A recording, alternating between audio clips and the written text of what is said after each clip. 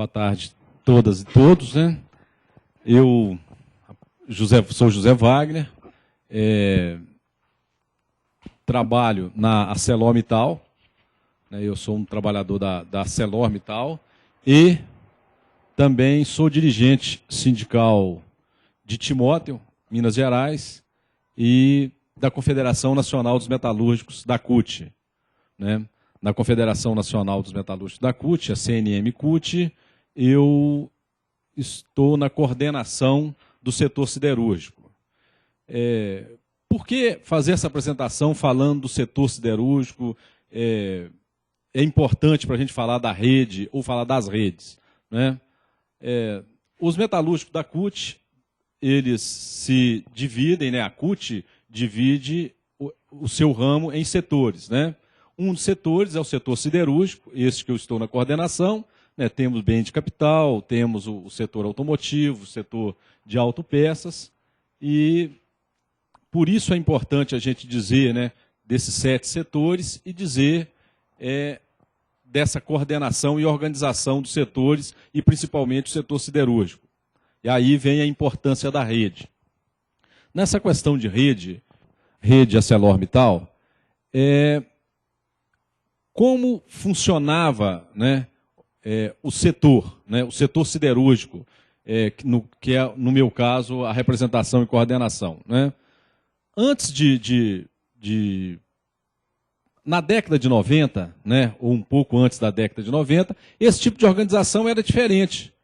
Qual era essa diferença, né?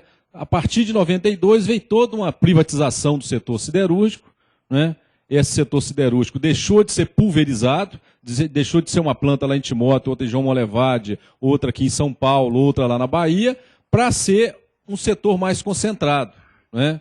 A ArcelorMittal hoje, junto com o Grupo Gerdau, que é um grupo nacional, passou a ser mais de 90% do setor siderúrgico, né? Então, no setor siderúrgico, antes das redes, né, antes do setor ser esse setor concentrado, o setor siderúrgico, tínhamos muito mais dificuldade de nos organizarmos ou encontrarmos do que hoje no setor concentrado, né?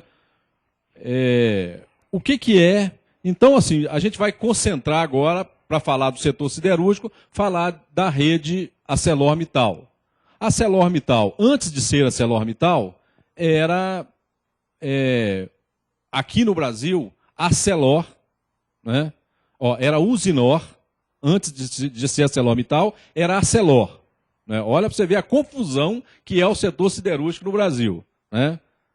Hoje ArcelorMittal, antes de ArcelorMittal, Arcelor. Antes de Arcelor, nós tínhamos no Brasil as Belgos Mineiras, que todos devem lembrar por aí, Belgos, né? Grupo Belgo, né? Várias Belgos em todos os países, que é de um grupo chamado Arbed, né? Um grupo belga, Arbed. No Brasil não tinha o grupo Usinor. Ele veio para o Brasil, esse grupo Usinor, que é um grupo de Luxemburgo, um grupo francês também, e comprou algumas empresas, tipo a Acesita, né? Uma empresa de inoxidável, que era dono da CST, Companhia Tubarão. Então, olha, tinha uma Arbed, que era o grupo belga, né? A Belgo Mineira. Depois tivemos a Usinor. O que acontece? Esses grupos, Usinor, Arbed e a Celária da Espanha, se fundiram e criaram a Arcelor, né? E essa Arcelor, esses 3 grupos, esses 3 grandes grupos do mundo siderúrgico, acabaram se tornando o primeiro grupo siderúrgico do mundo, né? Foi o quê? Foi depois da privatização e depois de toda essa lógica neoliberal e de globalização, aconteceu o quê? Os grupos foram ficando pequenos, grandes grupos, mas poucos empresários, né? Então, a ArcelorMittal virou o primeiro grupo siderúrgico do mundo. Só que tinha também, fazendo todas essas fusões, um Mittal lá indiano. Ele era o segundo grupo mundial na siderurgia. O que aconteceu com toda essa fusão e aquisição? O Mittal comprou a Arcelor, virou sócio da Arcelor. Então, o segundo comprou o primeiro e virou esse monstro, né? Quando a gente fala de rede ArcelorMittal, A gente fala de o maior grupo siderúrgico do mundo, né? E aí nós, aqui no Brasil, resolvemos trabalhar com rede, né? A evolução é tão grande, foi tão grande, que passou, assim, os sindicatos, com toda a dificuldade de estrutura, passou a perceber que, se nós não nos conhecermos, e aí eu estou respondendo um pouco aquelas perguntas que a gente faz naqueles quadrinhos, né? Qual é a vantagem, quais são as desvantagens? Se nós não nos conhecermos, né? Se a gente não souber quem é quem, já que hoje nós não somos fragmentados, somos um grupo só, e ainda pertencemos ao maior grupo siderúrgico do mundo, e eu não conheço a siderúrgica da Bahia, não conheço a siderúrgica que está em Minas Gerais, eu estou lá em Timóteo, não conheço a de Sabará, não conheço a de Belo Horizonte, né? Mesmo sendo sindicato. Por quê? Sindicato nós já conhecemos aqui, estamos falando por uma grande maioria aqui de sindicalistas, conhecemos bem a estrutura, né? Os sindicatos são o poder local. Então, a vantagem e a necessidade de se trabalhar em rede é que as empresas viraram poucas no mundo, né? Se fundiram e vieram as fusões e as aquisições, e os trabalhadores continuaram mesmo com os mesmos problemas e não conseguia se ver, né? Não conseguia discutir esses mesmos problemas com um patrão só, o que era diferente de antes da década de 90, né? Que eram muitas siderurgias divididas em outros grupos, em outras associações, né? Banco sendo dono das empresas, ou sendo sócio majoritário, o Banco do Brasil, né? As caixas, né? De trabalhadores, né? As previdências privadas, né? Que eram donos dessas empresas. Não, aí acabou sendo uma só. Nessa organização do setor siderúrgico, nós temos organizado, dos metalúrgicos da CUT, nós temos organizado, com maior organização, os dois grandes grupos, né, que é a Gerdau e que é a ArcelorMittal Brasil.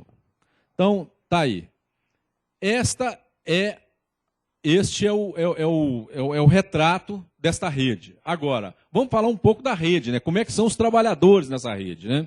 Esta rede de trabalhadores da ArcelorMittal, ela está composta por um grande número de sindicalistas, né, de sindicatos, né, na base da CUT, um bom número na força sindical, menor que a da CUT, e menos ainda no Conlutas, né? O Conlutas tem 3 empresas, 3 plantas em todo o Brasil. Parece também que a força sindical umas 3, e o restante, né, que são mais são 14 plantas dentro da organização da CUT, né, esta rede.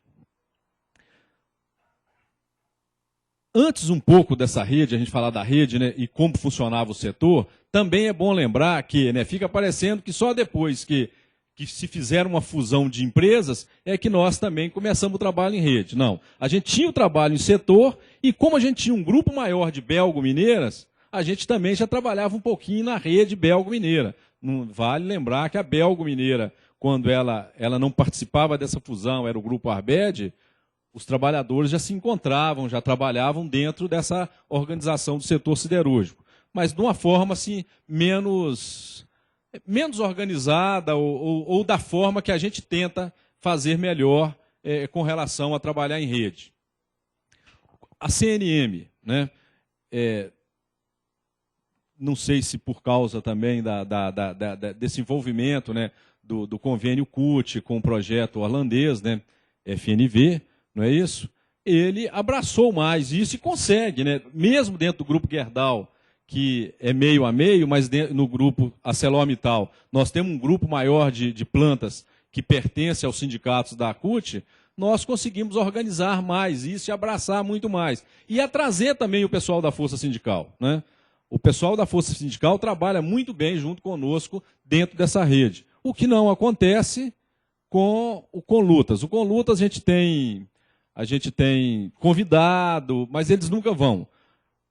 Também, né, eu tinha me esquecido que a CTB, né, que saiu da CUT, também faz parte, né, e tem plantas que tem a ArcelorMittal. Então, eles também participam um pouco menos, mas quem dá a ficha, né? Quem trabalha dentro do grupo e tenta organizar esse grupo, tenta organizar essa rede com maior ênfase, é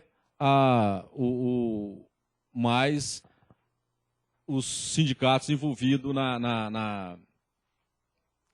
na CUT. A facilidade disso, 5 minutos, a facilidade de se trabalhar em rede, né? Hoje cedo nós ouvimos, né, e as pessoas, os palestrantes, foram felizes e são conhecedores de trabalhar em rede. Existe uma grande dificuldade de trabalhar em rede, né? Essa questão do poder, né? Então, como se trabalha na rede ArcelorMittal? Como é que se divide esse poder? Nós temos a questão da divisão do poder entre sindicatos, né? Os sindicatos, hoje, a ArcelorMittal, ela tem um grupo maior de plantas que é do antigo Arberd, belgo-mineira, né? Então, essas pessoas, elas, assim, a gente percebe, né, a CNM acaba organizando todo esse trabalho, a gente percebe que a belgo-mineira, né, os trabalhadores da antiga belgo-mineira, os representantes sindicais, eles têm um envolvimento maior e, assim, por ser a grande maioria de planta, eles impõem essa condição de poder, assim, o que a gente acaba dividindo. Como é que a gente procurou dividir um pouco, né, eu trabalhando no setor, mais a confederação, os assessores, tentamos dividir essa questão para ter um espaço mais democrático. Eu vi esqueci o nome dela, eu vi uma das que apresentou de manhã, dizendo, né, da questão da coordenação, né? Não pode ter um coordenador e talvez não se deva chamar coordenador. Mas o que nós fizemos? Nós multiplicamos esses coordenadores. Nós pegamos essa questão de coordenação, para não deixar na mão de um e nem ficar concentrado o poder, e dividimos por local e também por produção, né? A diversidade de produção, a gente acabou colocando regionalmente e por tipos de produção nas plantas. E aí isso aí dividiu um pouco essa questão de poder, o que não quer dizer também que continue com facilidade. Trabalhamos e achamos também difícil trabalhar em rede, é a questão da comunicação. Hoje na ArcelorMittal, essa rede ela tem um blog, né, uma página, onde todos os representantes da rede têm condição de estar colocando matéria e de estar conversando entre si, né? Existe uma página hoje para esse grupo estar se comunicando. Também é uma dificuldade até por causa da facilidade, né? Os sindicatos estão sempre apagando fogo, estão sempre, como foi uma pergunta hoje mais cedo, estão sempre apagando fogo e com outros problemas que acaba deixando a desejar as publicações, né, a conversação entre si em redes. Então, temos essa dificuldade e aí a confederação tem que ficar sempre fomentando essa disponibilidade, né, dos dirigentes para que eles tenham essa possibilidade de estar se comunicando entre si. Até porque o local, né, o sindicato, ele lá naquela planta ArcelorMittal, ele é o poder, né? Não é a rede que é o poder, não é a confederação ou as confederações e as centrais que são o poder. Eles determinam o que é melhor, o que não é. Também, uma outra questão que foi colocada e que a rede trabalha é com a questão dos pontos, né? Quais são os principais pontos que a gente tem que trabalhar junto, né? Ou buscar da empresa uma maior discussão, né? Então, nós elencamos 4 pontos, né, que é a negociação coletiva, onde trata tudo de negociação, porque o objetivo maior é a gente ter uma negociação próxima, né, entre todos os sindicatos. A questão da jornada de trabalho, que é um problema único, né, em todos os sindicatos, né, os sindicatos do setor siderúrgico, ele tem o problema do trabalho de turno, e este é um dos pontos principais na siderurgia, né? A outra questão é saúde e segurança, e tem uma outra que eu anotei aqui, que também é importante, mas é saúde e a organização sindical, né? Então, esses são os focos que nós colocamos para discussão, assim, porque cada ponto e cada sindicato, quando se reúne uma rede, ele tem o seu ponto lá que ele acha que é o prioritário para ele. Então, nós colocamos esses 4 temas. Dentro desses 4 temas, a gente tem uma variedade de subitens, né? Que é a negociação coletiva, saúde e segurança. Então, agora, a maior dificuldade e a maior disputa de poder é quando a gente leva ou vai ao encontro da empresa para mostrar que nós temos uma rede, né? Essa rede é um comitê, ela tem uma coordenação, né? Não precisa ser todas as plantas representadas, mas tem uma coordenação que se representa, é ela aceitar negociar qualquer ponto com as redes. A ArcelorMittal, ela sabe que nós trabalhamos, que nós discutimos todos os pontos, e ela não, o RH da empresa, o RH principal da empresa, ele desconsidera, né? Ele acha importante ter essa relação de sindicatos, mas nós ainda não conseguimos ter um encontro com a empresa para colocar esses pontos. Já discutimos esses pontos e já avançamos em algumas situações, né? Tipo, quando a empresa ela lança um programa, ou ela lança um banco comum, né? Um exemplo só, né? A empresa lançou que o banco X é que vai trabalhar o pagamento dos trabalhadores, né? Nós já discutimos isso com a empresa. Vai todo o sindicato, toda a rede lá e faz uma reunião com a empresa, leva, né, a uma outra organização que é a DRT, faz as denúncias. Outro ponto também que a gente discute, a empresa sabe que nós estamos em conjunto e estamos em rede. Um outro exemplo é a questão do código de ética ou código de conduta, né?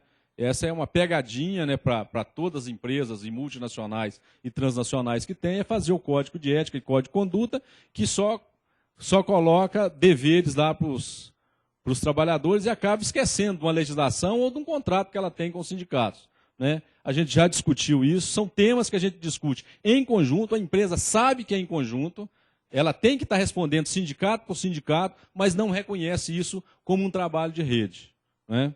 Então, assim, são vários pontos, outros pontos também que nós discutimos e que foi tema do último encontro, talvez só para fechar, né, tema do último encontro que a rede funcionou.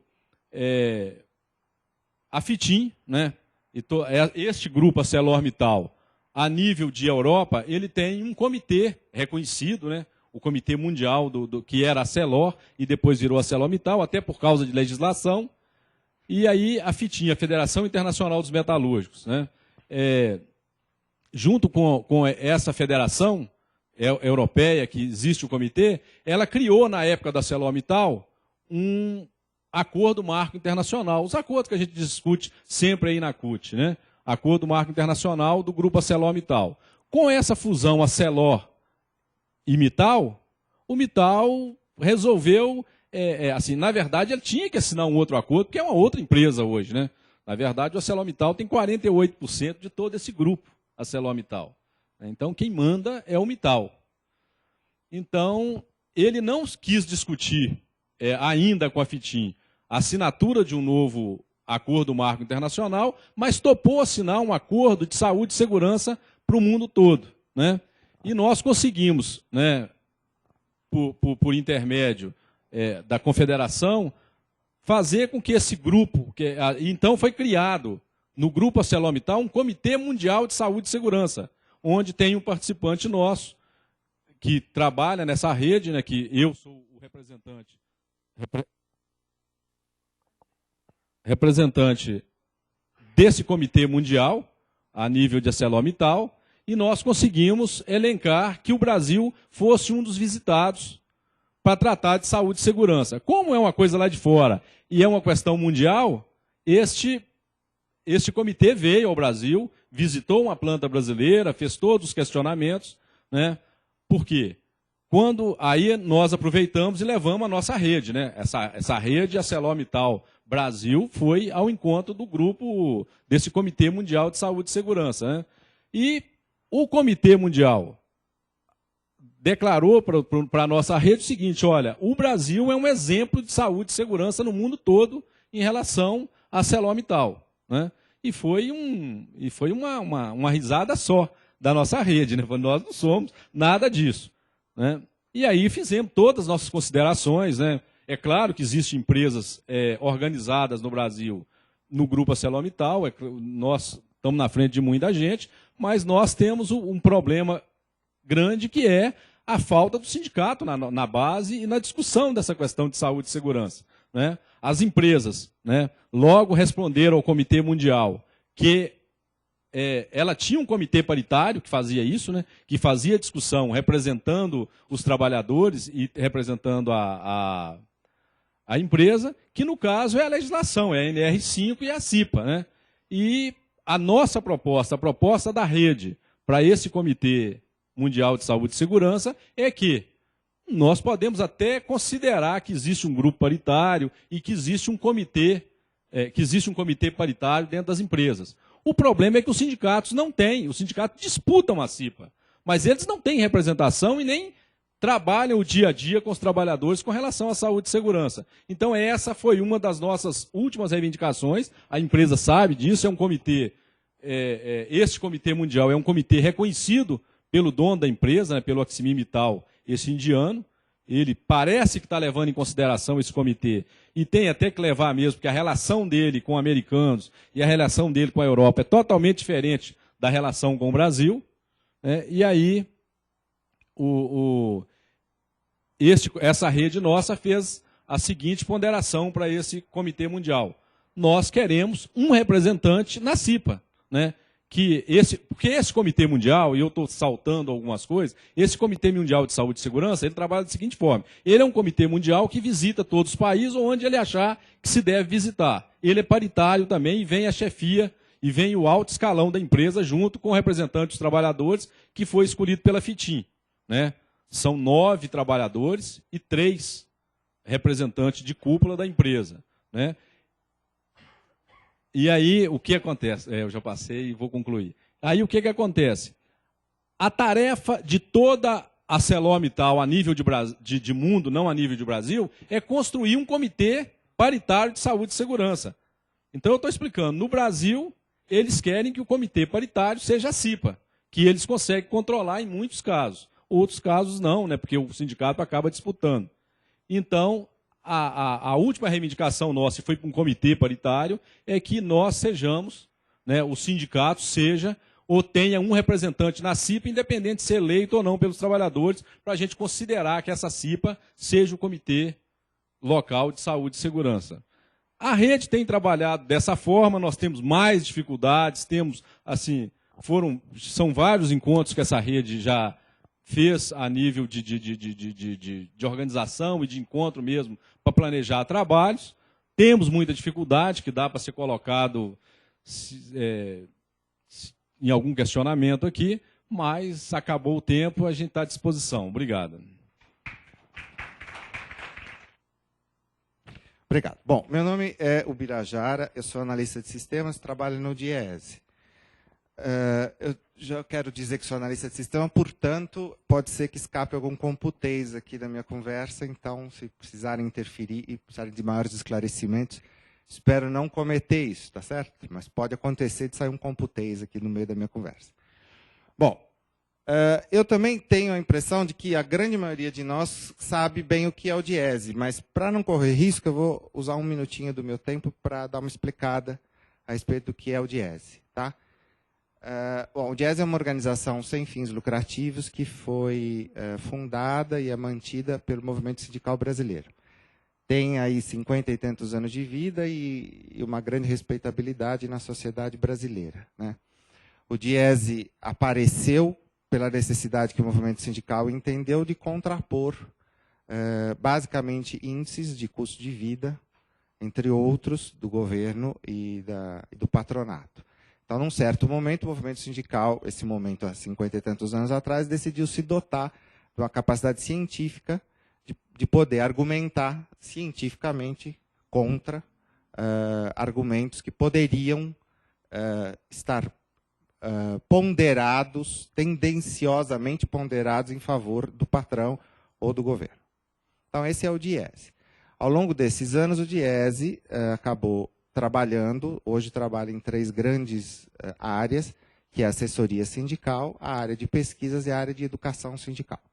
Não sei se estou contando alguma novidade para ninguém aqui, mas isto posto, eu queria dizer que, por conta da assessoria que o DIESE busca prestar ao movimento sindical, ele acabou colecionando, ao longo desses anos, um material grande, importante, sobre negociação coletiva. Né? Porque, naturalmente, assessorar o movimento sindical, entre outras coisas, quer dizer também assessorar ali na mesa de negociação, calcular perda salarial, entre outras coisas, estudos de conjuntura. Né? Quando se vai negociar com uma empresa, no caso de acordos com grandes empresas, também o DIESE promove estudos, enfim, das condições, situação econômica dessas empresas e tudo mais. Então, ao longo dessas atividades de assessoria em negociação coletiva, a gente acabou acumulando um certo conhecimento sobre negociação coletiva.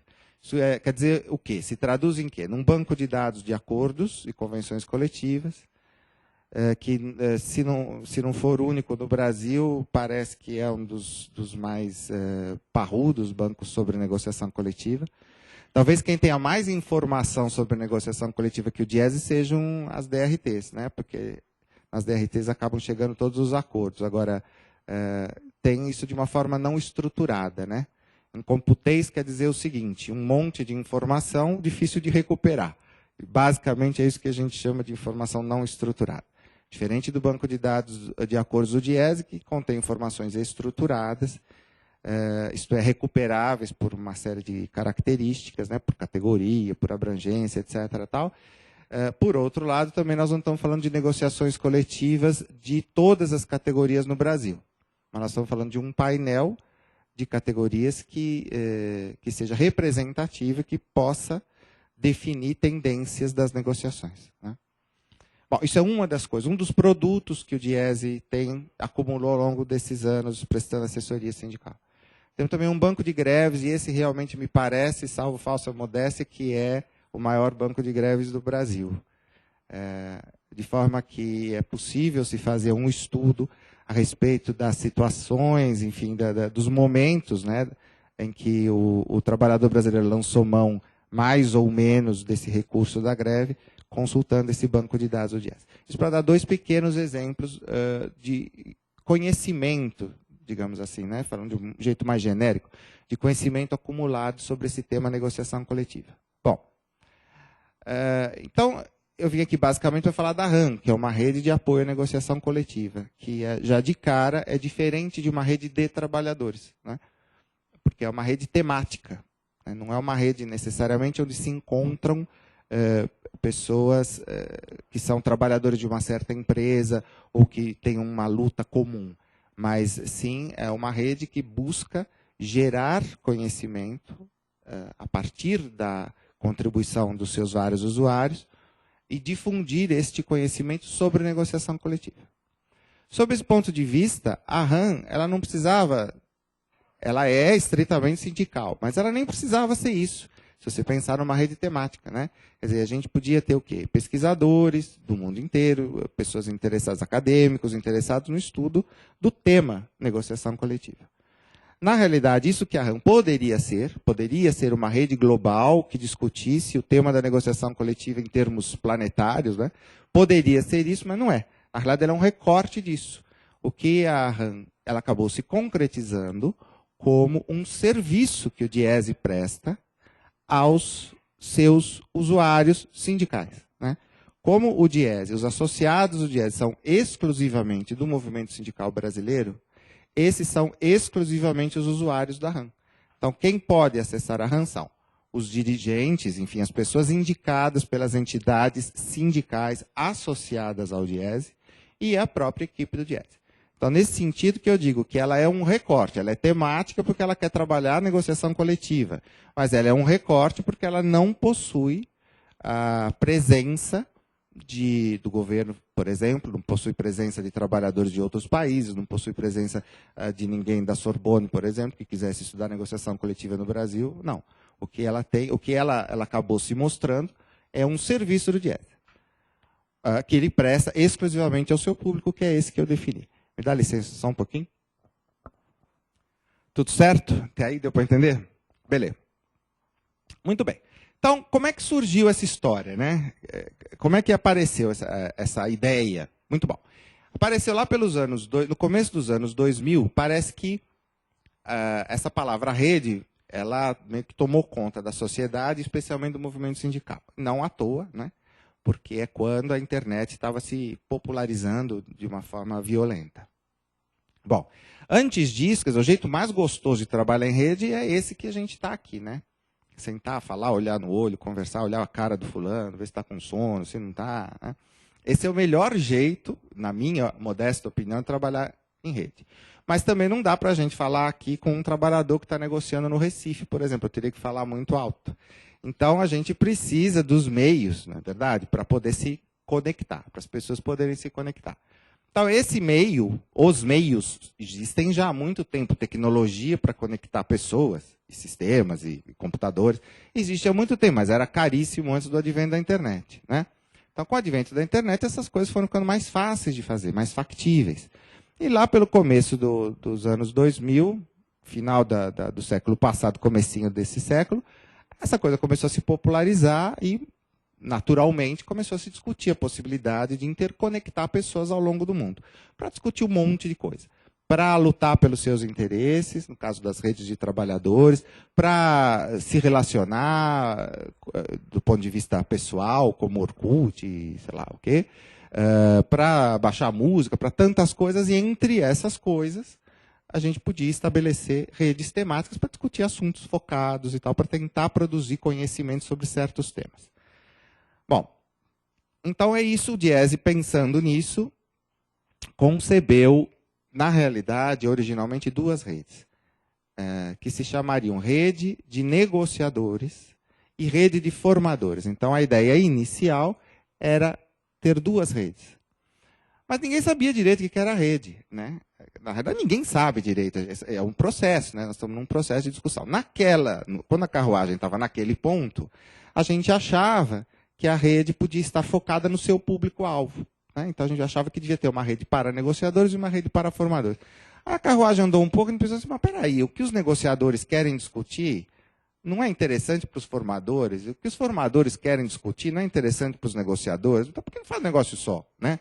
Por que tem que ser duas redes? Então, não tem que ser, e acabou se concretizando como uma única rede, focada no tema negociação coletiva.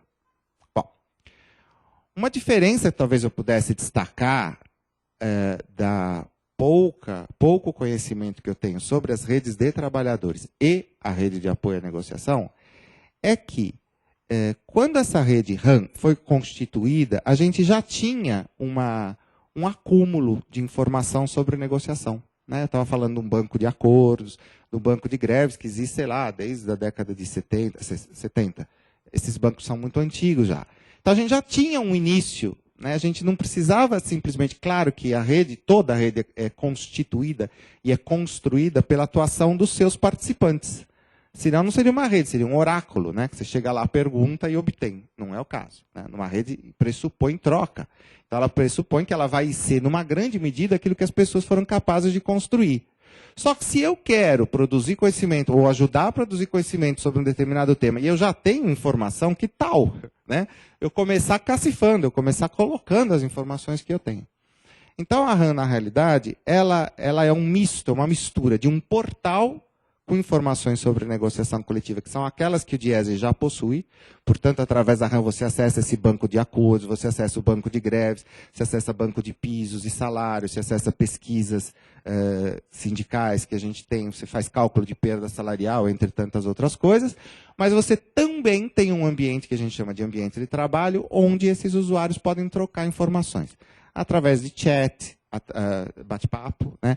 Através de fóruns de discussão, através de troca de arquivos, através de uma série de outros recursos que procuram fomentar a interação entre os participantes. Tudo bem até aqui? 5? Obrigado. Talvez eu nem precise de tudo isso, vamos ver. Não, preciso sim. Ih, complicou aqui. Bom, aí nós começamos a ter alguns problemas, né? Quer dizer, eu quero trazer problemas para vocês aqui. Um problema. Bom, a gente já sabe quem acessa, né? Então são usuários do Diese e equipe do Diese. Bom, vamos colocar aqui informações aí. Pode ter informações sobre as negociações que essas pessoas estão participando, obviamente. A equipe do Diese também assessora a mesa de negociação, também vai colocar informações. Pode um indivíduo chegar lá e vender um apartamento no Guarujá? Será que alguém que vai fazer uma interferência na RAM pode chegar lá e vender um Fusca último tipo? Não pode. Pode o Diese censurar o que alguém vai colocar na RAM? Essa é uma pergunta. Né? Quer dizer, será que as informações que estão lá contidas, elas precisam ser filtradas? Tem alguma instância que tem que filtrar isso? Ou será que não? Então, isso foi uma discussão que a gente teve e a gente resolveu esse dilema da seguinte maneira. Toda a informação que existe na RAM é uma informação autoral, mas ela não é lida previamente. Tá? Então, qualquer um pode colocar o que quiser lá, mas todo mundo vai saber quem é que colocou. Né? E a gente se reserva o direito, naturalmente, de tirar informações do ar que não sejam pertinentes ao tema negociação coletiva.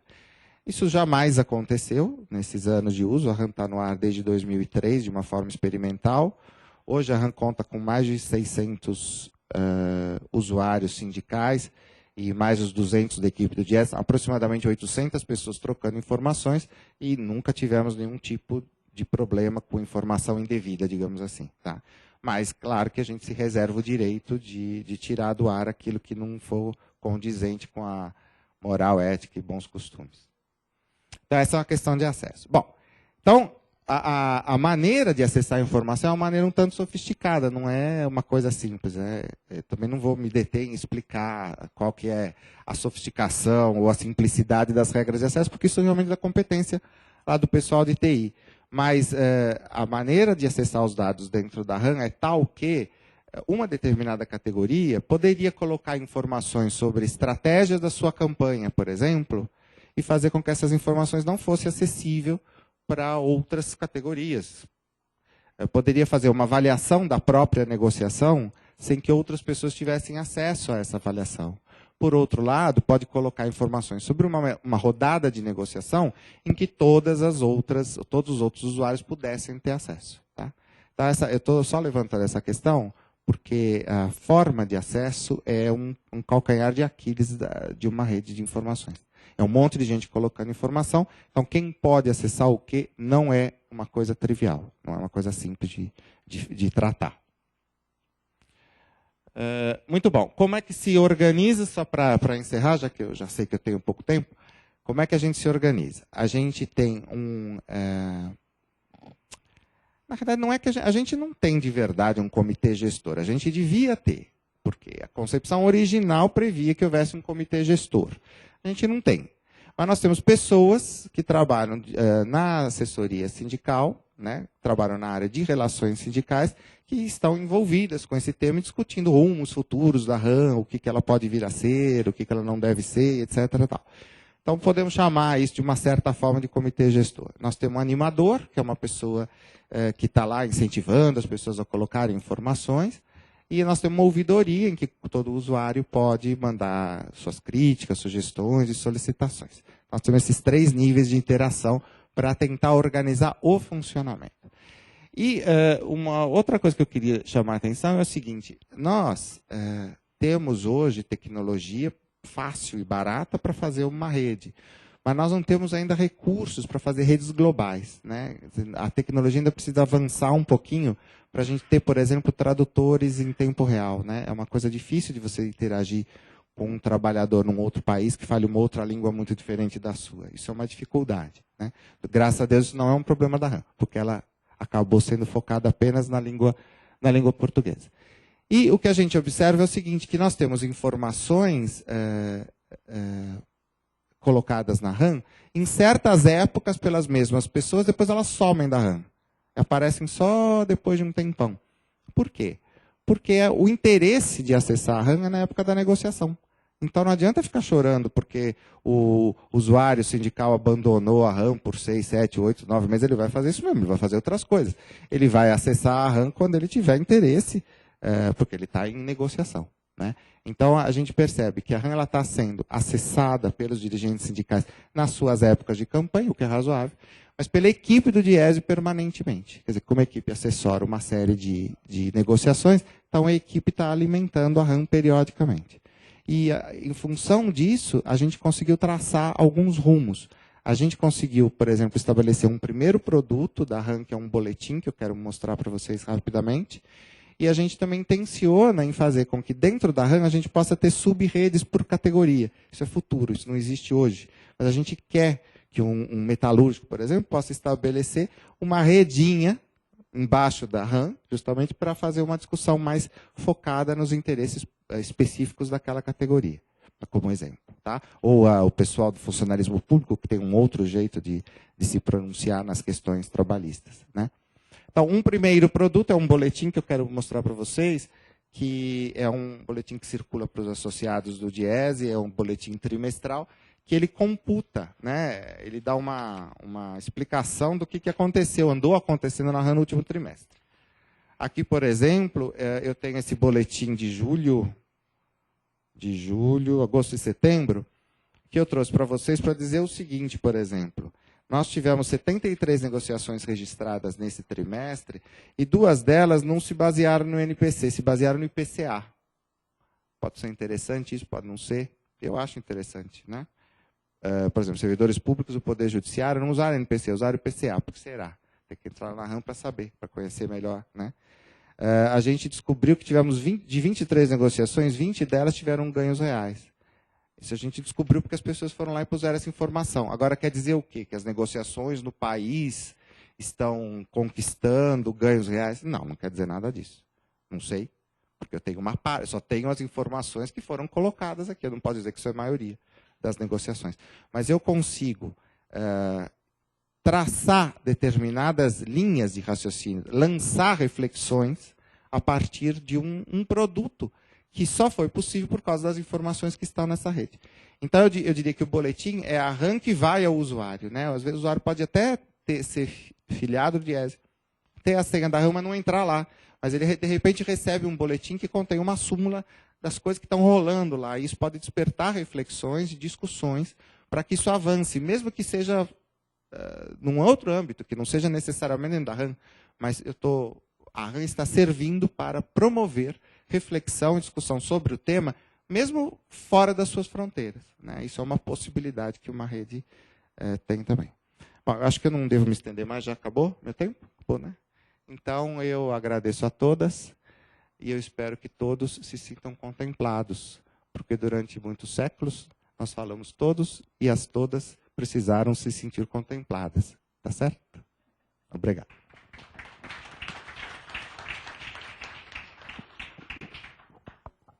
Obrigada, Birajara, pela apresentação. Acho que foi bem interessante. Assim, são duas experiências diferentes, né, de rede, de formação de rede e tal, com trabalhos diferentes. Uma rede mais temática e a outra rede mais dos trabalhadores, né, de uma categoria, de um setor que talvez... Enfim, eu acho até que as duas se falam, né, também, quer dizer... Tem a rede, o que eles podem utilizar, a rede do Diese, quer dizer, qualquer outra rede de trabalhadores pode utilizar essa rede, quer dizer, as redes também se comunicam entre elas, também é uma coisa interessante. Né? Então, eu acho que, bom, foi tocado algumas coisas das questões que a gente está tentando discutir aqui, mas aí eu acho que o que ficou ainda para ser dito e esclarecido e questionado, enfim, acho que seria interessante agora a plateia, vocês que estão aí, perguntarem e quiserem saber um pouco mais sobre cada rede dessas, colocar as questões. Então, está aberta para discussão. Que se o Bira pudesse explicar os níveis de acesso, que você falou dos níveis de acesso, eu acho que você falou uma coisa aqui que me deixou bem... que me marcou aqui, porque a gente tem o Conexão Sindical também, que é a nossa rede, a rede do Observatório Social, né?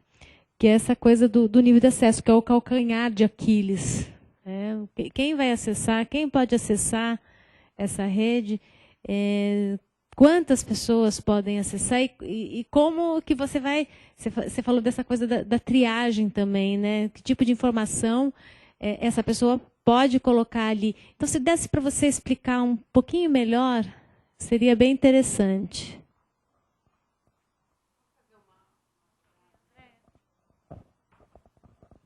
Oi, André do Diese. Uma perguntinha para o Bira e uma para o Wagner. Para o Bira, eu queria que ele falasse um pouquinho mais sobre como que a gente fez para que essa rede, de fato, começasse a ser alimentada. Quer dizer, não foi, né, assim, criamos a rede e tudo está lindo. Então, eu queria que você contasse um pouco o que foi feito nesse sentido. Em relação, e para o Wagner, eu queria saber, você falou que tem um blog e tal, mas eu queria saber, assim, primeiro, qual foi o processo também para a Constituição e hoje até como é que vocês fazem para que essa rede de fato ela funcione, né? Aí se tem atividade de formação, se tem para poder animar, né? E se há participação efetiva dos trabalhadores, não dos dirigentes sindicais. E se há, também como é que isso se deu?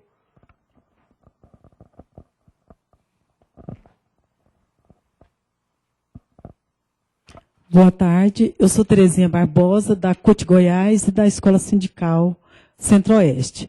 Eu gostaria de saber do José Wagner, como quando ele fala naquela questão da falta de base dos sindicatos, eu queria entender melhor aquilo, porque de manhã a gente entendeu assim, que o sindicato pertence a... De manhã, a menina coloca que o sindicato pertence, né? E que a rede é uma participação. Aí você coloca da dificuldade que é desse trabalho de base, do sindicato, tal, eu não entendi muito bem. E o Bira, eu queria saber como que é hoje, então, o DIEESE. Você coloca que é uma instituição filantrópica, quase. Mas hoje é uma potência a nível nacional, né?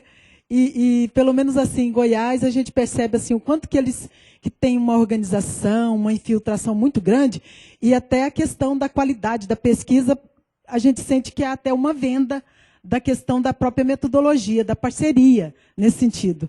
Eu não sei, eu queria ver o jazz assim, nessa potência que é hoje no Brasil. Tá? Obrigada.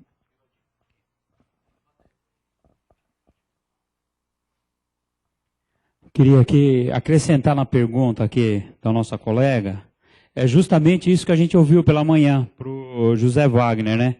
As dificuldades que você, pelo que a gente entendeu, é justamente a rede está na frente do sindicato e as dificuldades para discutir saúde no trabalho. Eu gostaria de ouvir um pouco mais dessa relação desse comitê, pelo que ficou assim no entendimento que a rede está na frente. E nós estamos aqui discutindo aqui até o início da rede, talvez é uma experiência a mais para esse debate. Eu queria perguntar para o José Wagner, acho que foi um ponto importante essa questão da legitimidade, né? Quando vocês se organizam, a rede é organizada, mas quando a rede tem o contato, que é uma tentativa de negociação com a empresa desconsidera, né? Ou seja, é uma estratégia que ela se utiliza para não legitimar esse tipo de organização. Então, minha pergunta é a seguinte, qual é a alternativa, ou qual deve ser o comportamento da rede frente a essa posição da empresa? A própria dinâmica da rede já ajuda os sindicatos, essa comunicação já ajuda, ou a questão da negociação coletiva, né, um sonho, vamos dizer, nacional, ainda é a perspectiva futura, ou seja, essa coisa, essa tentativa de legitimidade perante a empresa, ela sempre é buscada pela rede. Boa tarde. Primeira pergunta para o Wagner. Eu gostaria de saber se, em algum momento, no desenvolvimento da rede, teve alguma ação da empresa que beneficiasse um certo sindicato em uma região do país e não beneficiasse outro sindicato. Como que a rede se portou diante desse tipo de ação? Como é que foi construído o consenso dentro da rede? Porque se você tem vários sindicatos e uns são a favor de uma questão e outros são contra, né? Como é que vocês constroem esse consenso? Outra para o Birajara é mais uma curiosidade. Você falou que tem um banco de dados sobre greves e negociação coletiva. Eu queria saber mais se todas as greves e todas as negociações coletivas estão digitalizadas e acessíveis aos sindicatos.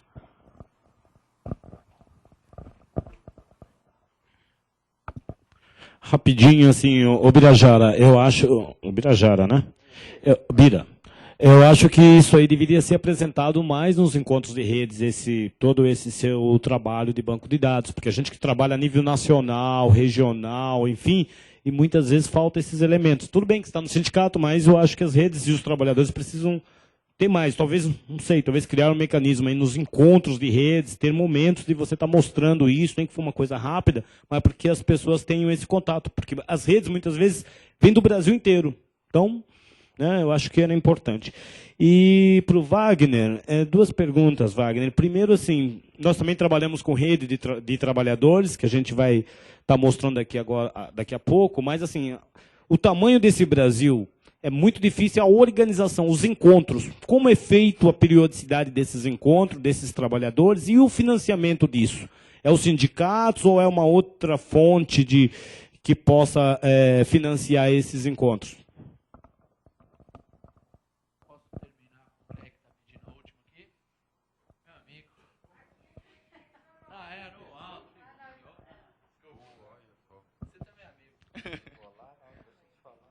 Perguntar para o Wagner, né, sobre que ele falou que na discussão das redes dividiu sobre alguns subtemas: negociação, jornada de trabalho, saúde e segurança e organização sindical. Que num deles, inclusive, já teve um avanço, teve um acordo, né, teve uma discussão de saúde e segurança. Queria saber, porque ele comentou aí sobre a constituição, né, de um comitê mundial para discutir um determinado tema, que é saúde e segurança, onde teve esse avanço nessa discussão, e como tá os outros temas. Porque quando vai discutir na rede, né, tem as dificuldades de colocar essas temáticas, dividir as temáticas. Ou quando divide, esvazia uma que não tem muita importância. Né, você dá seu valor a uma que, né, chama bastante atenção, tem mais importância. Então, como está a discussão, então, nos outros pontos, da negociação, da organização sindical, e como está se organizando a atenção aí, né, a possibilidade, de repente, já que não assinou um acordo marco internacional, a possibilidade, né, se vê possibilidade de assinar acordos em separado dos outros temas? Eu acho que temos um problema geral dentro do movimento sindical, que é justamente essa desinformação do que nós temos. Né? Você pegar esses dados do Diese, eu utilizo ele já desde quando era apenas aquele banco de dados lá, que ainda não era a RAM. Mas assim, há uma desinformação tremenda por parte do movimento sindical, e eu queria ver um pouco, como é que está se pensando essa disseminação. E aí tem algo que me preocupa, por exemplo, com o fechamento da página. Porque antes, a academia, né, usava-se, eu não sei como é que está isso lá agora, com o fechamento, e muito das informações e dos conteúdos produzidos pelo Diese, que não foram poucos no longo da sua história. As mais diversas áreas. Está focando a RAM, especificamente, mas tem um acervo de informação lá dentro que eu acho que o desconhecimento é geral, o uso do que está produzido lá é muito, muito pouco, incipiente. E assim, eu acho que deveria, não sei como é que está pensado, tu está à frente desse processo, de que essas informações estratégicas, são informações estratégicas, deveriam estar, era lá na OLT. Né? A gente está falando de um desnivelamento de conhecimento dos dirigentes sindicais, mas é informação de subsídio para a organização local do trabalho, inclusive. Né? E assim, é algo que me preocupa, esse nível de desinformação sobre o que nós temos produzido já, inclusive. E o outro aspecto também na questão que você falou, né, da rede de formadores, né, da rede de negociadores. Eu creio que, de alguma forma, a discussão ela continua dentro do DIEESE. Hoje é um processo único, mas, por exemplo, sinto muito falta dos PCDAs, que deixaram de existir, que era um momento ímpar, inclusive, de desafio para os dirigentes, que você juntava dirigentes de várias centrais para fazer um diálogo, e ali você descobria muita coisa que o DIEESE tinha. E passava, inclusive, a partir do PCDA, a utilizar dessas informações nos seus processos negociais, nas suas negociações específicas lá nas suas bases. Eu queria ver um pouco como é que está isso aí. Quanto a você, Jacques, eu não peguei sua apresentação, fico devendo a pergunta. É a oportunidade agora de redimir em algumas questões que não foram entendidas, né? Ou que a gente não conseguiu passar com mais clareza. Tipo essa, na verdade, atividade de formação dos trabalhadores, né? Como se deu, se é com a base, é uma primeira pergunta. Olha, a atividade de formação, ela só se dá com o dirigente com pertencente à rede, né? E, na verdade, essa questão desse blog, desse canal de comunicação em rede de internet, ela, na verdade, ela passou também de uma cópia do que já existe com relação a Gerdau. Foi até o DIEESE que fez o primeiro trabalho de rede da Gerdau, né, no setor siderúrgico. Então, nós fizemos. O que não se... na verdade, é um trabalho ainda de experiência, sabe? Nós temos uma página, temos encontros, né, um encontro para a formação desses dirigentes que estão na rede, mas, assim, não é usado de forma efetiva, nem pela rede, né? A gente está num processo ainda de experimento, de treinamento. Inclusive, ainda nem todos passaram por esse treinamento da informação, né? Na questão da informática, né? Foi um encontro onde nós não tivemos todo um grupo para se formar. E, infelizmente, essa questão de rede, os trabalhadores só conhecem a rede via o jornal da rede, né? O jornal da rede ArcelorMittal é onde os trabalhadores de base conhecem que os sindicatos, ou ficam sabendo que os sindicatos estão fazendo alguma coisa, estão publicando em relação às discussões, né, aos temas pertinentes naquele momento que estão se dando. A dificuldade... rede de saúde do trabalho, né? Você perguntou sobre o tema, foi me perguntado sobre a questão do Comitê de Saúde e os outros temas, como estão se dando. Na verdade, também, o que acontece? Nós não somos reconhecidos com relação à empresa. A empresa não nos dá o crédito de ser uma instituição, rede sindical, né? Qual é a primeira explicação da empresa quando a gente vai com uma discussão de contrato nacional ou de discussões amplas com relação aos trabalhadores, aos trabalhadores daquele grupo, daquela empresa? Ela diz que respeita a estrutura sindical brasileira, ou a estrutura sindical vigente, ou a lei vigente. Porque é muito mais fácil para ela. E, na verdade, nós ainda o sindicato ainda não se deu conta de que nós precisamos de fazer alguma mudança nessa estrutura. Porque as empresas já sabem o que querem, né? Essa estrutura serve muito bem a elas. Então, qualquer organização sindical que dê ampla divulgação, ou que dê mais informação para o dirigente sindical ou para a base, ela não vai aceitar. Então, com relação ao Comitê de Saúde. O Comitê de Saúde nasceu, na verdade, de uma negociação macro, que é uma negociação da Federação Internacional dos Metalúrgicos, a FITIM, que já tinha um acordo marco internacional com a Arcelor. Quando virou a ArcelorMittal, ela voltou a procurar um novo patrão, né? E aí? Você tem um novo acordo, como é que fica agora? Né? Ele está prevalecendo? Não. Nós vamos fazer algumas modificações nele, mas vamos fazer um acordo de saúde e segurança. Por isso é que esse acordo de saúde e segurança saiu a nível mundial.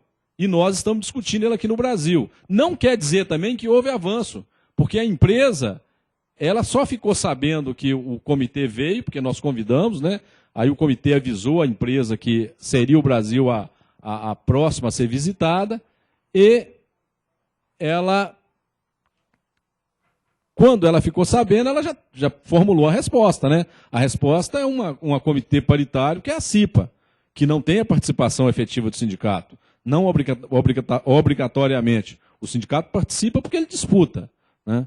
Então, assim, nós ainda não temos uma resposta da empresa como é que vai ser a participação dos sindicatos no Comitê Local de Saúde e Segurança. E os outros temas, na verdade, quando nós elencamos 4 temas, foi justamente para a gente não ter aquela disputa de poder. Qual que é o assunto, qual que é o tema mais interessante, né? Sempre vai ser do sindicato maior, ou sempre vai ser de quem tem mais voz no comitê, quem fala mais é que vai determinar? Não. Então, por isso, nós elencamos que nós vamos trabalhar com a empresa 4 temas. Agora, como que é isso, né? Se nós não temos representatividade e não negociamos com a empresa a nível de rede. Nós não negociamos a nível de rede, mas a rede se dá a partir de uma construção, né? Nós estamos em construção com a rede. Na verdade, nós não temos ainda, nós não somos uma instituição negociadora, mas acreditamos que nós vamos, neste caminho, né, trilhar para um caminho que seja comum e que os sindicatos deem importância aos temas.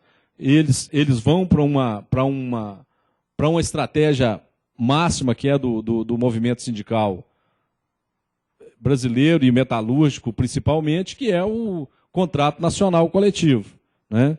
Então, esta é a nossa estratégia. E aí a rede acaba servindo um pouco isso aí. Servindo um pouco com relação a isso. Essa questão do encontro, né, dos trabalhadores e o financiamento.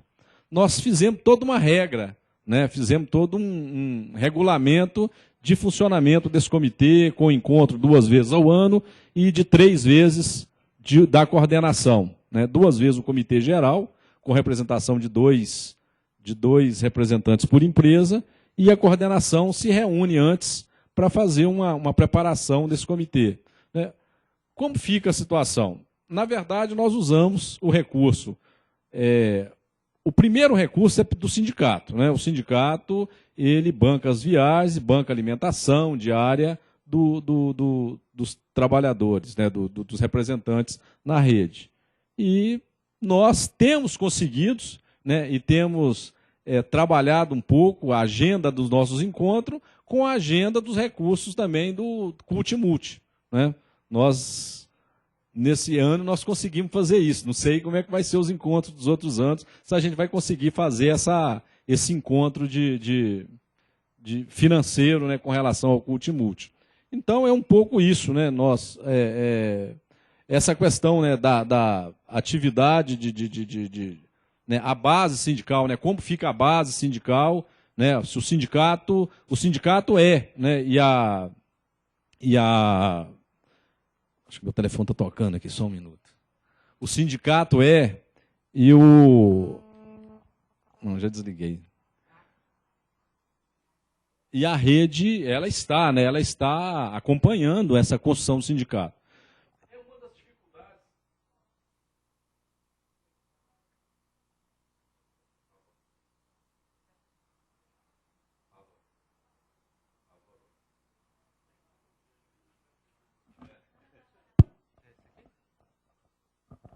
Alô.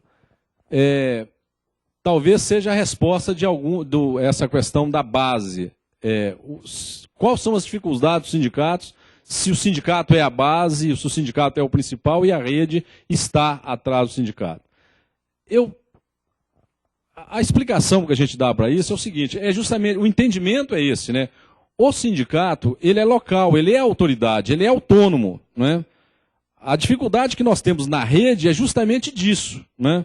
É justamente do sindicato acompanhar essa nova construção, essa nova formatação de trabalho para a estrutura, que é a rede.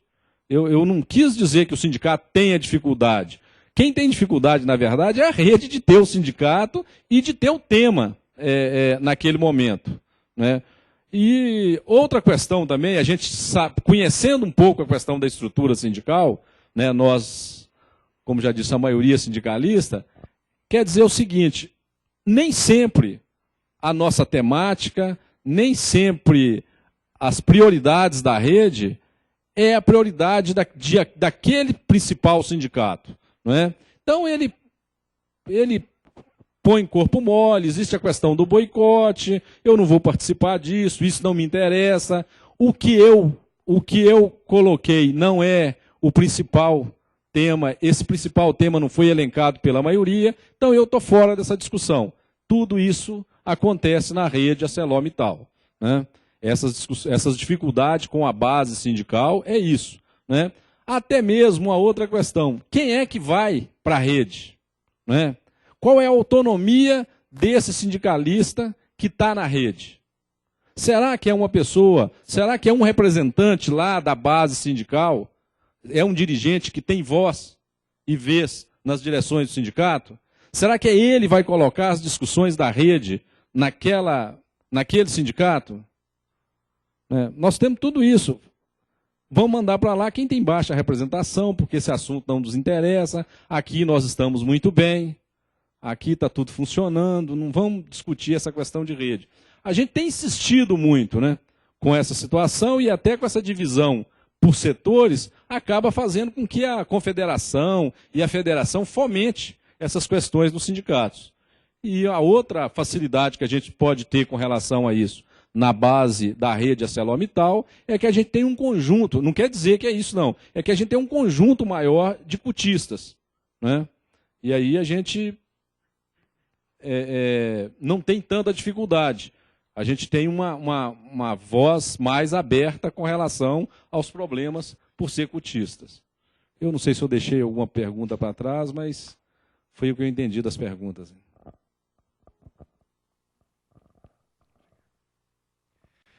Bom, primeiramente eu gostaria de dizer para a senhora que o DIES é uma maravilha. É mesmo uma instituição que se pode ter muito orgulho de trabalhar e de manter. E que eu não falei que nós éramos filantropos, eu falei que o DIES não tem fins lucrativos, né? E não é meu, estatutariamente não tem. O que acontece é que eu quis gastar muito pouco tempo falando do DIES para poder falar mais da RAM, entendeu? Mas o DIES é uma maravilha, a senhora tem toda a razão de ter ficado incomodada. Porque afinal nós estamos em 17 capitais do Brasil, não é verdade? A gente tem parceria com instituições internacionais, a gente faz jornadas discutindo com o movimento sindical pelo Brasil inteiro temas altamente relevantes, né? Então eu acho que o DIES é mesmo uma potência. Só tem toda a razão, desculpa. Bom, brincadeirinha. Eu acho isso tudo mesmo, mas eu não falaria isso tudo se a senhora não tivesse perguntado. Bom, do que vocês levantaram, acho que tem algumas questões bem que eu acho que são importantes e uma delas que eu acho especialmente importante, sobre a qual eu não falei também porque eu achei que não teria tempo para falar. Então, agora que vocês estão me dando essa oportunidade, que é a questão da capacitação, né? Como é que se faz para alguém usar uma rede, né? Bem, como se vende a ideia para alguém, né?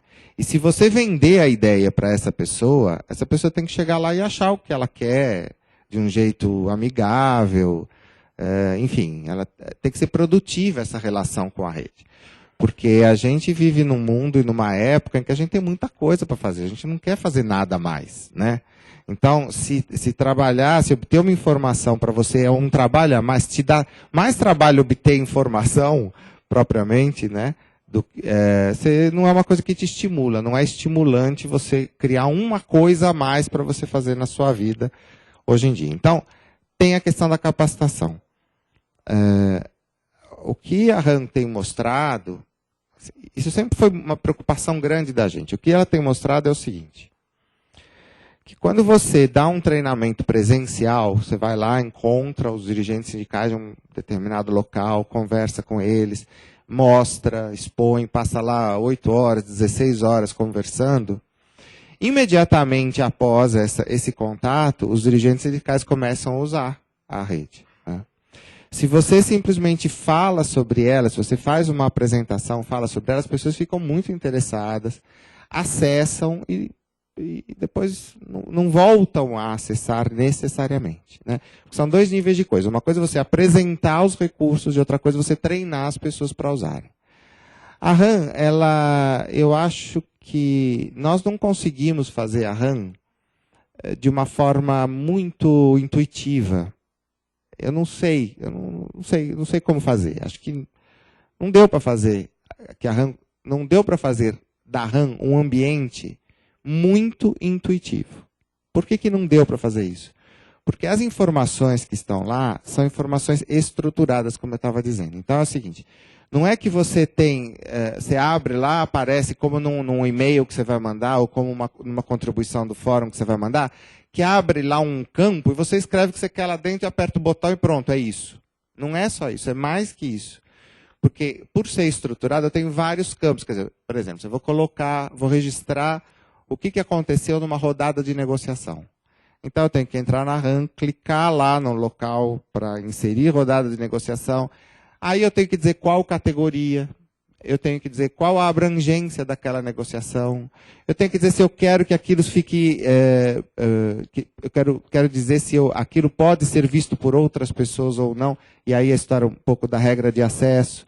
Eu posso atribuir a essa descrição da atividade que eu vou fazer, eu posso atribuir temas, né? Digo, bom, nessa atividade, nessa rodada de negociação, nós tratamos de reajuste salarial, nós tratamos de PLR, nós tratamos de licença maternidade, de forma que colocar as informações na RAM, elas não é uma ação extremamente intuitiva, extremamente natural, justamente porque ela é estruturada. E ela é estruturada para que ela possa ser recuperada com facilidade. Quer dizer, você tem este trabalho para colocar informação para ter a vantagem de entrar lá e falar assim, metalúrgicos 2007, e poder ver tudo o que aconteceu com os metalúrgicos 2007, ver todas as rodadas, enfim. Ou metalúrgicos em São Paulo em 2006. Né? Então, para você poder ter este nível de acesso à informação, é preciso que na hora que ela foi colocada lá, ela tenha sido colocada com estes cuidados que eu estou tentando explicar para vocês.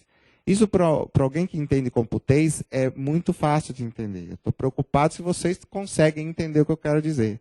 Em outras palavras, eu quero dizer, é tão mais fácil você obter a informação quanto mais trabalho você teve na hora de colocar a informação. Então, porque você precisa ter este cuidado para colocar a informação, o uso não é um uso tão intuitivo. Então, não dá para prescindir de uma capacitação. Né? E isso eu acho o ponto mais complicado e mais não resolvido. Acho que esse é um ponto principal para que a adesão da RAM, que é expressiva, não seja ainda maior. E a adesão, embora seja expressiva, como eu estava dizendo, as pessoas usam naqueles períodos. Mas eu não posso dizer para vocês que a RAM é uma ferramenta de uso periódico, ou melhor, constante. Periódico até é uma vez por ano. Na negociação, o dirigente vai lá e entra na RAM.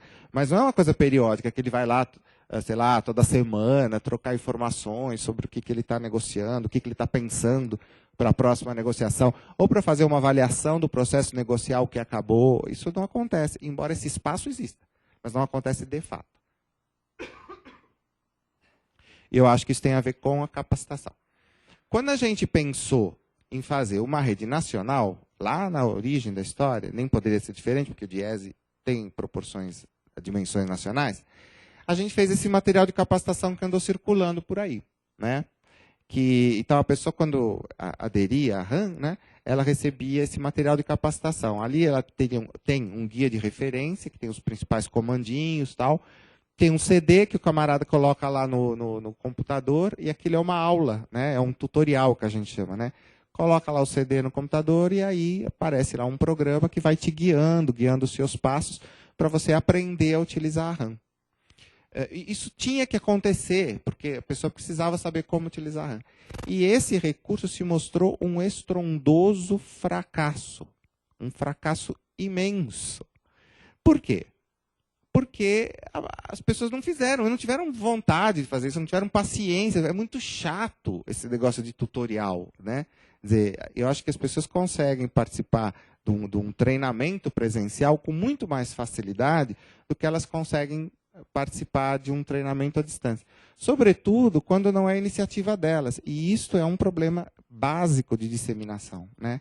Quando não é iniciativa da pessoa, se alguém bate na porta do Diese e fala assim, eu estou interessadíssimo em saber sobre a RAM, a capacidade dessa pessoa absorver as informações é grande.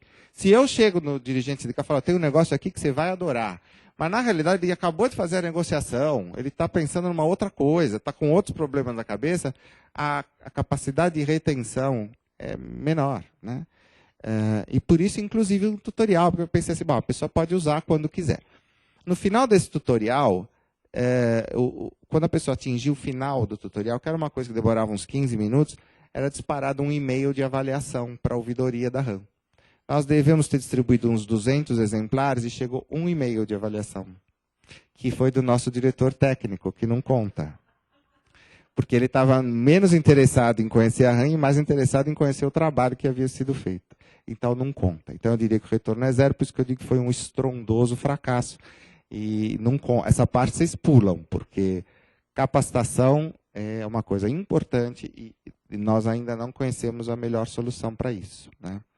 Aliás, é uma oportunidade de estar conversando sobre isso, também é uma oportunidade de ouvir as outras experiências para ver se a gente acha alguma luz. A gente não conseguiu fazer isso direito.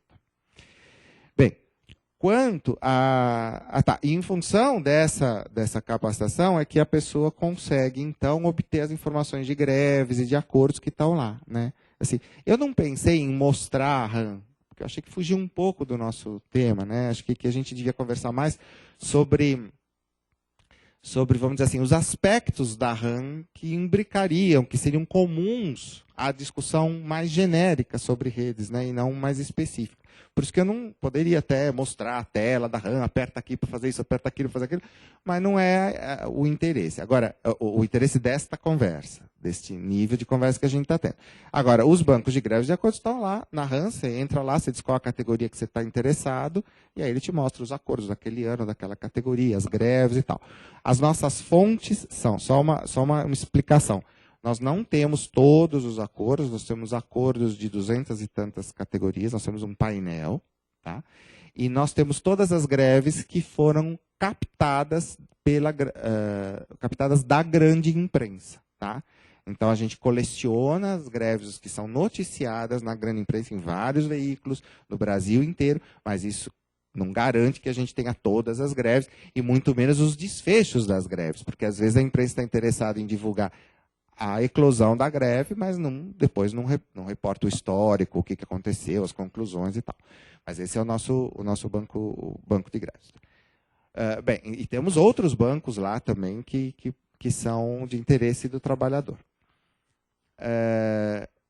E a questão do acesso que você perguntou, né, que também é uma questão crucial, a gente teve uma conversa danada dentro do Diese em função disso. Aliás, tivemos essa conversa também com o Conexão, porque eu lembro que o Conexão Sindical, que é uma rede do Observatório Social, estava nascendo meio junto, né? Foi uma coisa meio, sei lá, pensada junto, discutida junto, foi um processo legal e tal. Parece que vocês escolheram outro caminho, se não me falha a memória. Não chegaram, nós também discutimos muito. E chegamos foi possível chegar a uma conclusão mais fácil do que vocês, eu vou te dizer por quê. Justamente porque como a informação que está lá é uma informação estruturada, eu consigo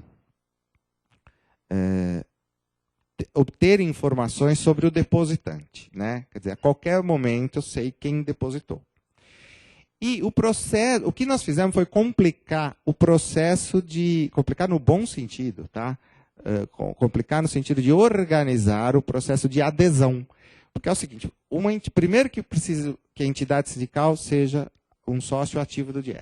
Aí tá bom, ela é um sócio ativo do Diese. Aí ela indica as pessoas físicas que vão acessar a rede. Quem acessa a RAM é uma pessoa física. Mas é uma pessoa física avalizada por uma entidade sindical que é sócia do Diese, né? E essa pessoa assina um termo de compromisso. Esse termo de compromisso, ela declara estar ciente dos termos, as condições de uso. E dentre as condições de uso está especificado os objetivos da RAM e está também claro que cabe ao Diese o direito de retirar qualquer informação que ele julgar não pertinente. Por isso que a gente pode deixar o acesso mais livre, digamos assim, né? A gente não tem nenhum tipo de... A gente não monitora previamente a informação, a gente monitora a posteriori. A informação já está colocada, já está disponível, e aí a gente monitora e eventualmente pode tirar do ar. Mas, como eu já disse, vou dizer de novo, nós temos mais de 800 usuários na RAM, pouco menos, estou exagerando, Bira. Pouco 700 e tantos usuários na RAM, e jamais tivemos nenhum tipo de dificuldade, desse tipo de dificuldade, porque quem está lá são pessoas avalizadas por sócios ativos do Diese ou a própria equipe do Diese, né? Então, talvez, se o acesso fosse diferente, fosse franqueado para um público maior, talvez a gente devesse assumir outro tipo de processo. Bom, acho que é isso. Será que eu não respondi alguma coisa? Ah, tá. Uma coisa importante que eu quero dizer.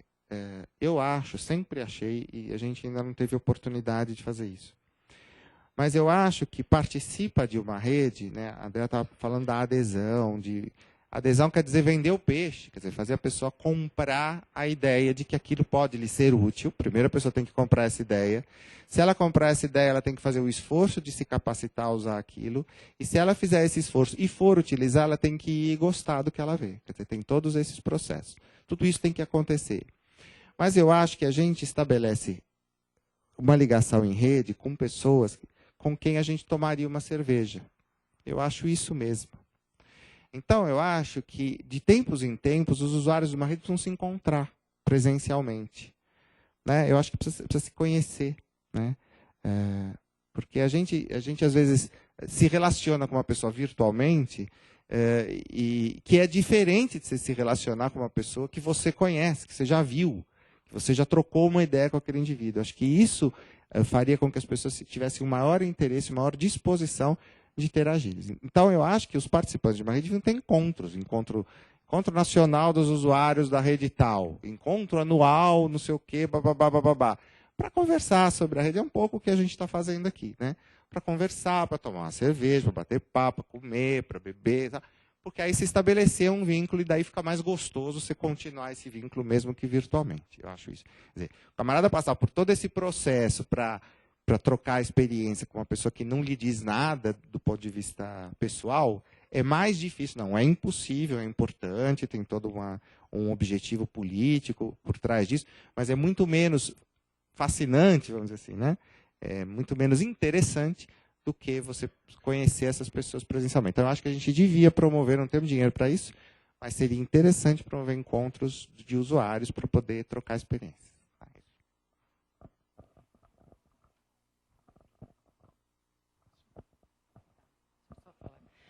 Bom, o Zé Wagner considerou que não respondeu uma pergunta que ele acha que é muito importante. Então, como a gente tem 5 minutinhos, nem mais 1 minuto, eu vou deixar você voltar.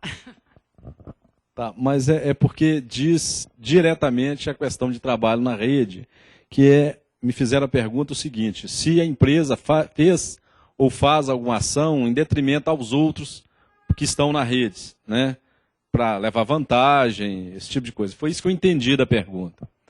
Mas é o seguinte, desde que nós estamos trabalhando, nós, na verdade, trabalhamos o setor, que a gente faz uma pauta nacional para o setor siderúrgico, E na rede a gente também faz, porque é uma empresa, né, então ela tem pontos comuns, né, a gente também faz uma pauta, ou faz como será a pauta de negociação naquela planta, né, naquela empresa, no caso aqui a rede ArcelorMittal.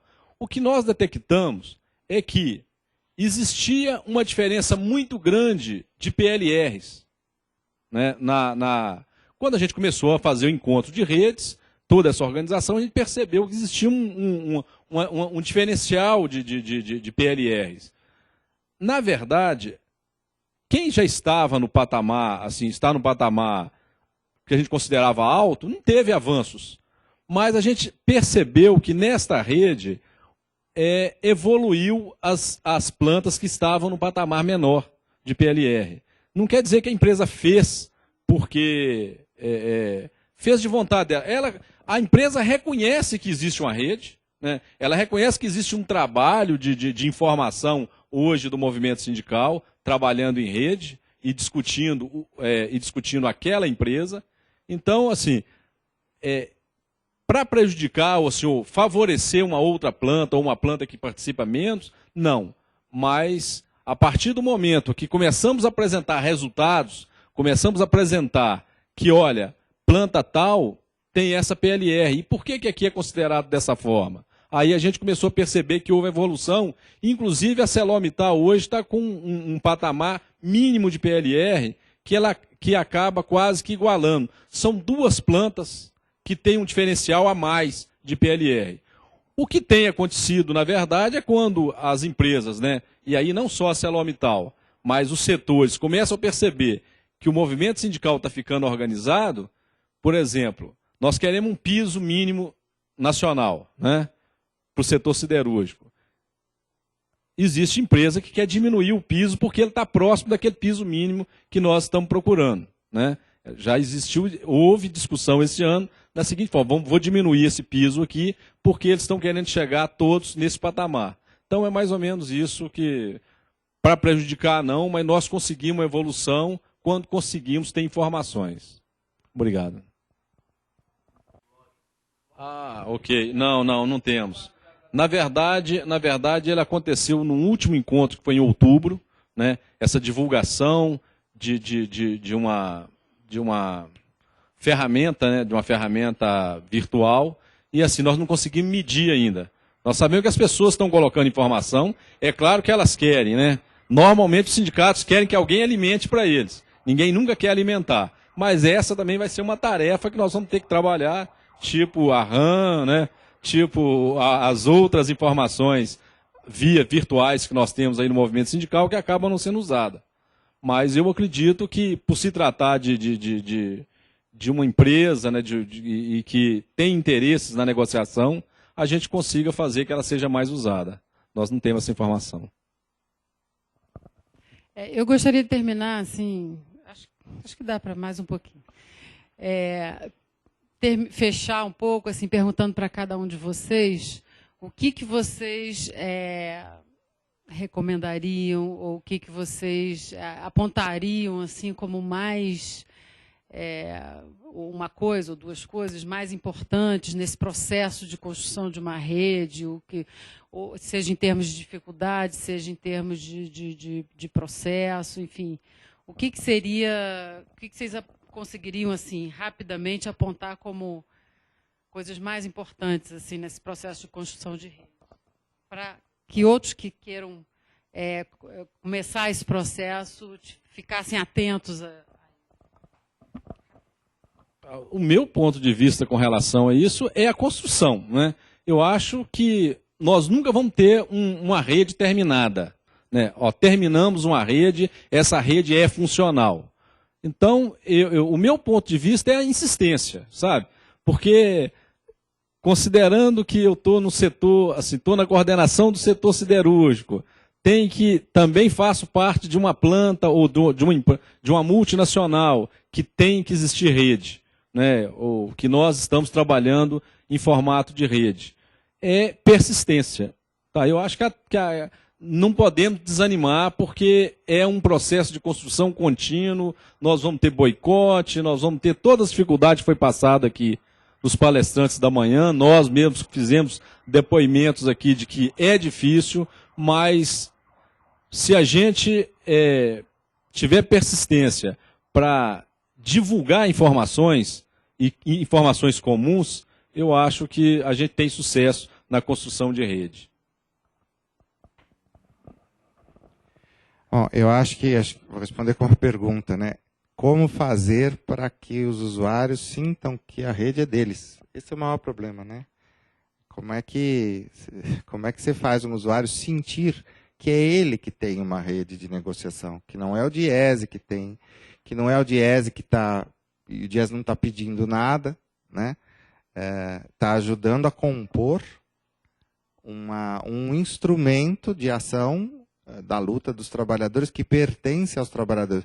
Como fazer o trabalhador entender que isso é dele é difícil. E não porque é trabalhador, porque é o Diese. Eu acho que se eu fosse fazer uma outra rede, eu ia pensar em qual é o público-alvo e ia me perguntar como eu faço para esse cara entender que o que está sendo feito é dele. Eu acho que essa é a pergunta mais complicada e talvez das mais importantes de serem respondidas. Tá?